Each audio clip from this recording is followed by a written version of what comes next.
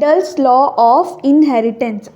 As we all know that Gregor John Mendel was the father of genetics. He is the father of genetics. In the mid 19th century, Gregor Mendel conducted hybridization experiments based on the basis of garden pea. He conducted hybridization experiments on garden pea. He did this experiment on garden for 7 years. He did this experiments for 7 years from 1856 to 1863 continuously. After doing experiments for 7 years and from 1856 to 1863, he proposed the law of inheritance in the living organisms. Well conducted artificial pollination as well as cross pollination experiments using several true breeding plants. So what are true breeding plants? True breeding pea lines is that which has undergone the continuous pollination is called as true breeding pea lines, which has undergone the continuous pollination. Mendel's experiments. Gregor John Mendel, known as the father of genetics, proposed the law of inheritance. Gregor John Mendel continuously doing experiments for 7 years from 1856 to 1863. He proposed the law of inheritance in the living organism. He used garden pea as is simple. To conduct the hybridization experiment, Gregor John Mendel in the mid of the 19th century, he used garden pea to do hybridization. Large sampling size gave credibility to his collecting data. Large sampling size of the garden pea made him to understand in more detail about these experiments and gave him a large collection of the data. Garden pea possessed certain completely opposite traits.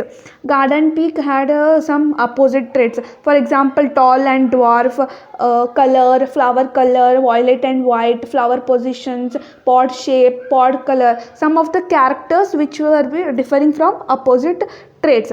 He worked on the following 7 traits of garden pea. He worked on these 7 traits: stem height, flower color, flower position, pod shape, pod color, and one more too, seed shape and seed color.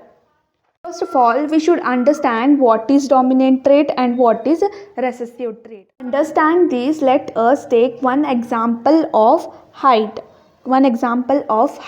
Height has 2 traits. One is capital T and another one is small t. There are 2 traits. Okay, this is tall one and this is dwarf one. Consider the tall character. Let us consider that tall character is coming from father and short character is coming from mother. These 2 characters are coming from both the parents. When both of them get hybridized, a tall child is formed. Right, tall and short, but tall child is practically tall child is formed. This is because tall is dominant. Character, means it expresses itself. Dominant character is the character which expresses itself only, whereas this is short character. This short character is recessive because it is hiding itself. It does not express itself. It is hiding, means it is not expressing itself. So what is dominant and recessive?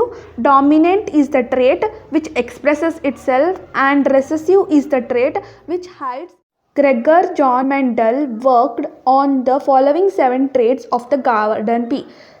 Character, dominant and recessive. Dominant is the character which expresses itself. Recessive is the character which hides itself. So stem height can be of 2 types, that is tall and dwarf. Here tall is dominant because it expresses itself and dwarf is recessive. Flower color can be violet and white. Among them, violet is dominant and white is recessive. Flower position can be axial and terminal. Axial is dominant and recessive is terminal. Pod shape, inflated is dominant, recessive is constricted. Pod color, green is the color of dominant and yellow is the color of recessive. Seed shape is round, where round is dominant, wrinkled is recessive. Seed color, yellow is dominant and green is recessive.